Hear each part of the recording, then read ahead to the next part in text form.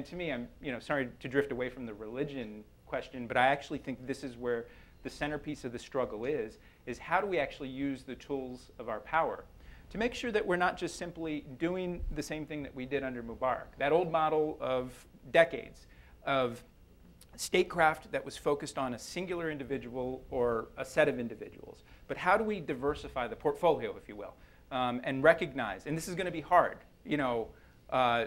for any sort of large bureaucracies to do, to produce statecraft. But we're starting to do that. You see this in terms of the economic support that's being offered. And I saw your 5 questions we should talk about because it's very smart.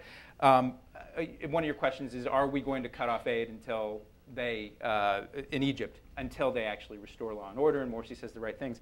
I support the instinct.